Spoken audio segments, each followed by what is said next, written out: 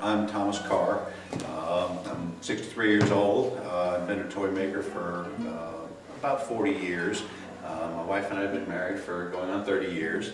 This is Marie. She's the elf's assistant. I'm the head elf. I wear this outfit because it makes me a little bit different than everybody else you go and see. A lot of people, you go in the store and they just look normal. Well, I don't look quite normal, but it goes along with the idea of being a toy maker and building things yourself. And when my wife's here, which is most of the time, I'm usually back manufacturing. When you come in, she gives you a rundown on our building and the kind of merchandise we have, where it came from, how it was made, and things like that. It wasn't quite like this, but it evolved because, you know, there were little kids and there were big kids, and now it fits all of them. Let me show you how it goes. You take 2 fingers and you pull it back, grab it with the clothespin, slide your ball out, put it right here. You want this nice and straight around here, and half and half. And when you've got this business was started back in the early 70s, actually later part of 1970. I was working at the University of Florida, had a wonderful job there, but the shop that I was in had a set of tools, bandsaw, drill press, all different kinds of power tools, and it was one of those things. I was building a few things one day, and the boss said, well, feel free to use as much as you want to, you know, they're just sitting here all the time.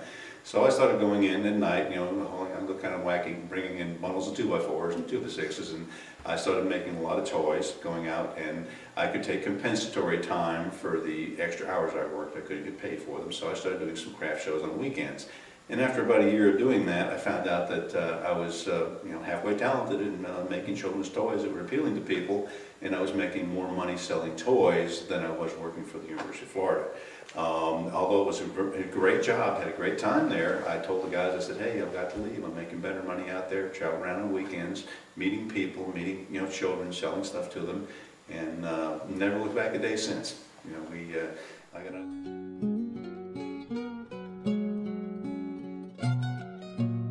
the whole time when I was doing this, and you know, back then, it was no such thing as being a green business. It was just that I went down to my local trust company, and they, you know, had little cut-offs, and I'd go down there about once a week, and I'd bring home a load of wood, and that's what I made a lot of my toys out of. Very few times back then did I buy anything unless somebody wanted something made custom out of a particular kind of wood, and it's been that way all the way up to today. That's just about the only kind of pine that I use is things that I get from a trust company.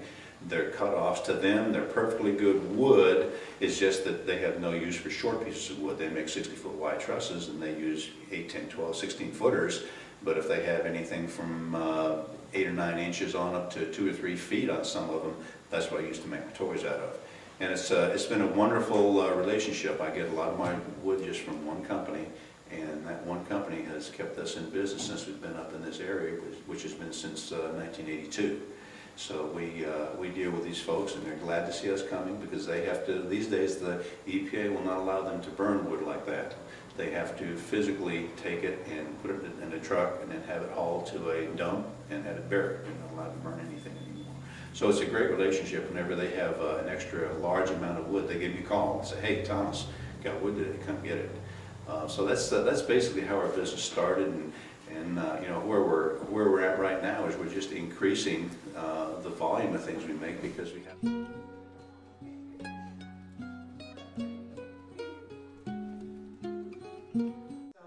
We really feel that we're here in White County because this area right here is very eclectic. All the stores seem to be different in the Santee area, and we feel like our store is probably the most different of all of them, but it's something that either adults can use and enjoy, and children can use and enjoy, and come back many, many times. And our first 7 months have been up and down, but have been very good too.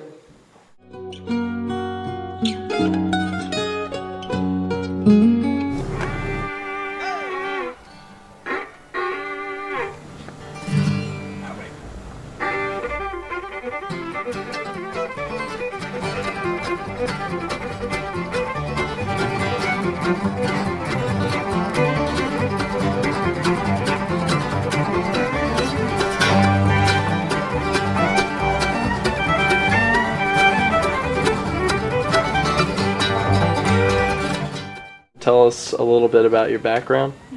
My name is Dina Adams.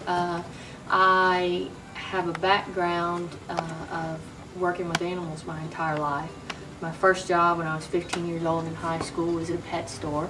And then through the years I've worked various places between animal clinics, the pet stores, and also fish stores that sell aquarium fish and aquariums, and just specialized in learning anything and everything I could to do with anything animal. It's always been my passion. And then I'd always loved horses, and when I grew up and made enough money to do it on my own, I decided to look into getting my own horses and riding, and that's really what got this whole thing started. Was about 7 years ago I got my first horse of my own, and have just gone on from there. What do you do on a day-to-day basis?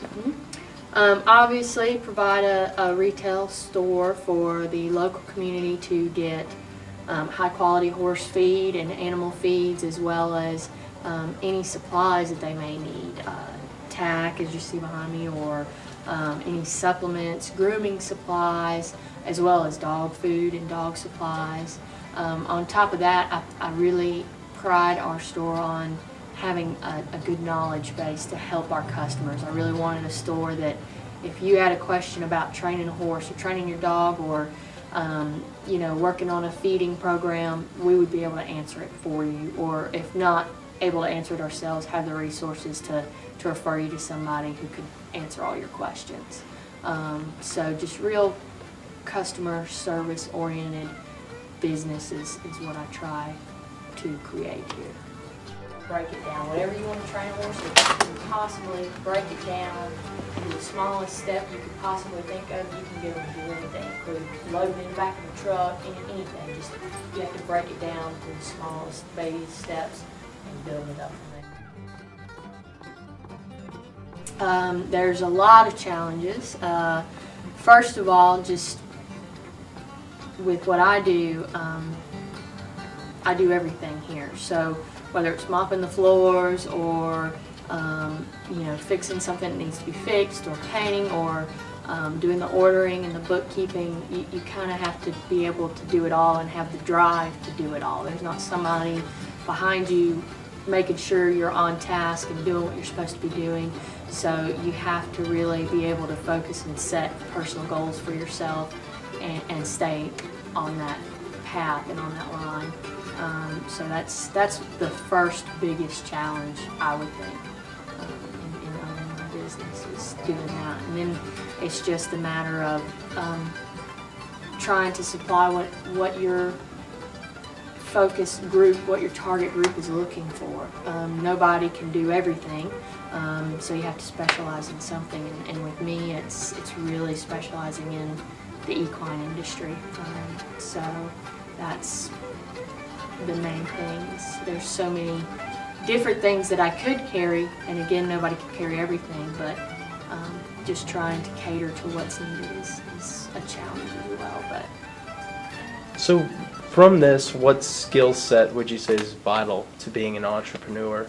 again, going back to just being very focused and goal-oriented, and being able to set goals for yourself and achieve them, because you don't have somebody who's going to make sure you get to work on time, who's going to make sure you mop the floors, who's going to make sure, you know, that anything that needs to be done is done on time, and as well as being able to be creative and think of new ways to reach your customers, new ways to present things. You know, everything in the store that I have, you have to think of ways to set it up to where it's appealing to your customers, so that they can see what they're looking for and find it, and feel good coming in your store and want to spend time. So that's also a great skill to have, is just the creativity. My name is Dina Adams. It's Adams Tack and Feed, and we're located in Cleveland at 640 Helen Highway. It's on Highway 75, which runs from Cleveland to Helen, and about a quarter of a mile up from the Ingalls on the right going north. Thank you very much.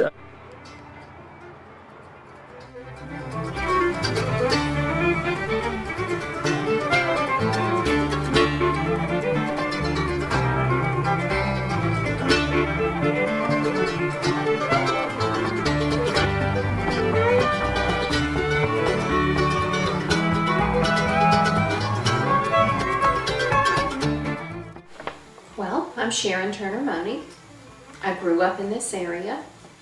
I'm a native here, 5th generation. My forebear, Barry Turner, came to this area in 1828. Got a land lot, raised his family here, and by miracle of miracles, this homestead site actually remained in the family down to me. And 3 years ago, I was able to get it to protect it. Didn't want to see it developed. And that was before the real estate market went bust. And people were wanting it for development because we're next door to Blackstock. The area is absolutely beautiful. The farm is beautiful. There's not a spot on it that just doesn't have a killer view. Sure-footed animal, but we got them because they are a beef-dairy crossover, and so we're intensively grazing them. Toby has set up paddocks. They move from paddock to paddock every day, fresh water, supplemental minerals.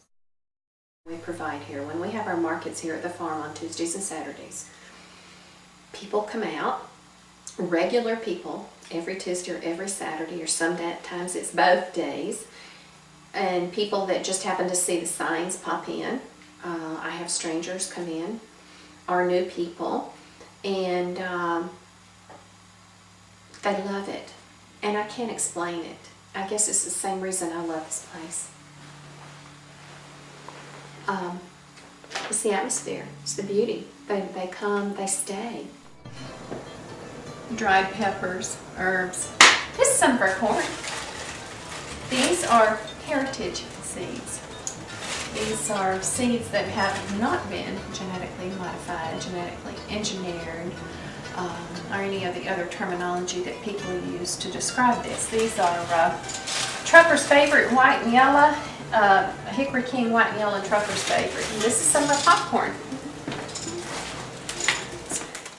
I've never met an entrepreneur that didn't have some passion somewhere, otherwise they would not be. There are leaders, there are followers, and in order to lead, you have to have a passion. Some people can lead, they do it by force, it's not passionate, but they're not born entrepreneurs. And most of them, though, have a passion. You usually see it.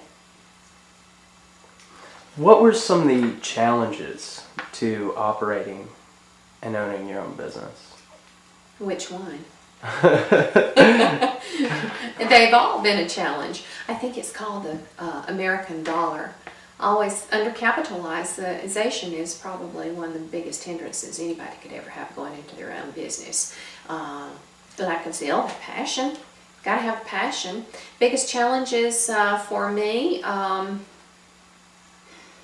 enough time to do all that I want to do as far as marketing and planning. Never have enough money. That's always a big challenge for anybody. But how to market. I have so many ideas. I just can't, I don't have enough time to put them all together. Where do I want to start first? When I meet with people like Grace at Appalachian or Tom O'Brien with county planning, and they say, narrow it down, Sharon.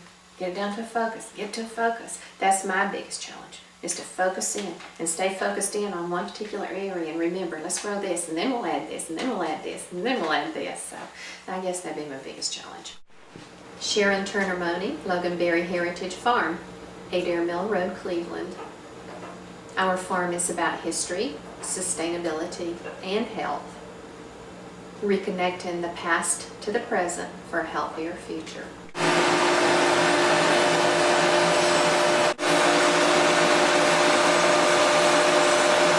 Could you introduce yourself and tell us a little bit about your background?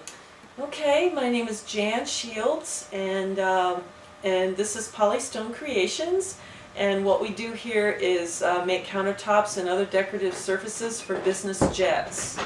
And my background is we started a cultured marble business back in, it's been 20 years ago now. And Polystone Creations grew within that company, kind of as a little sub company. And when that business was sold back in 2000, then we dedicated ourselves to the aircraft. interiors. So what motivated you to start your business?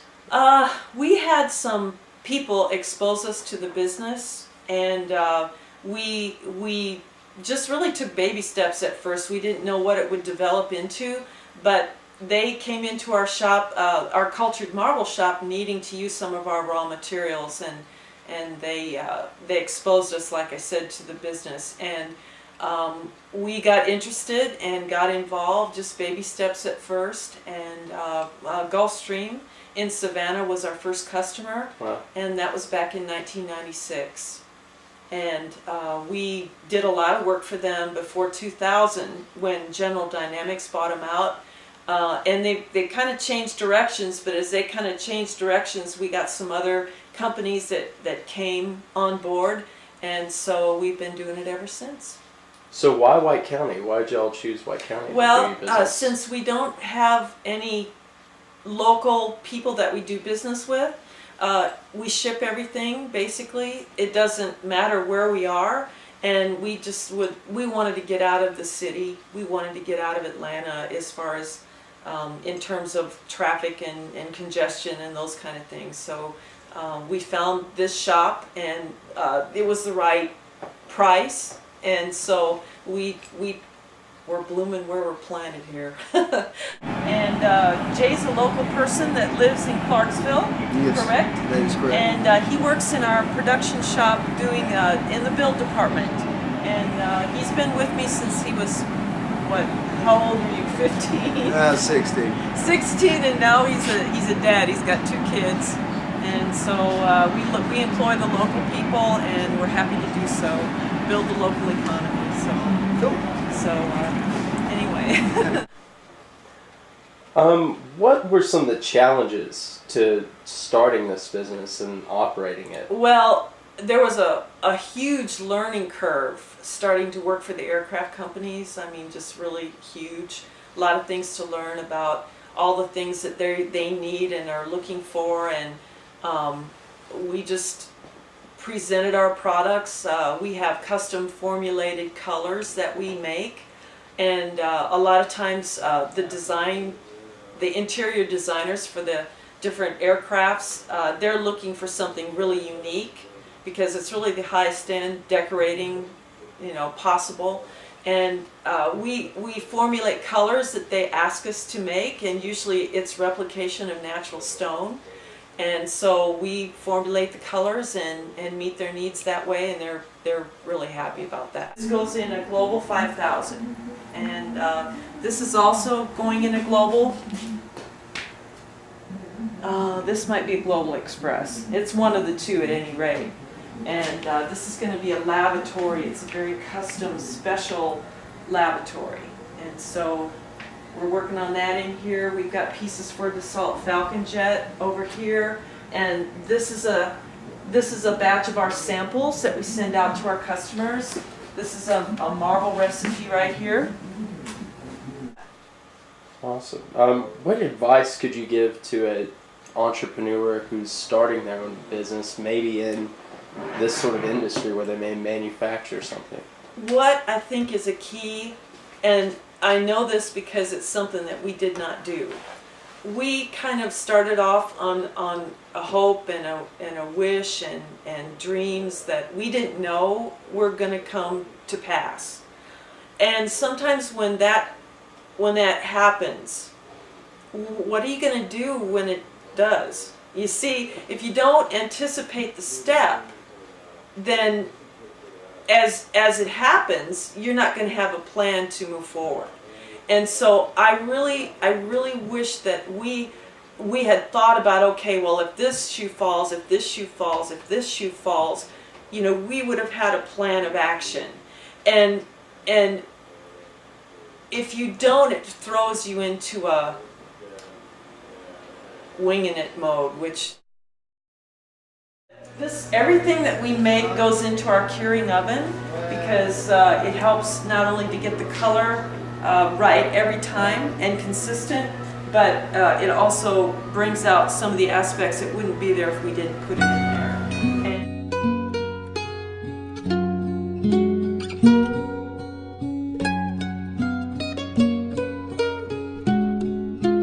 you.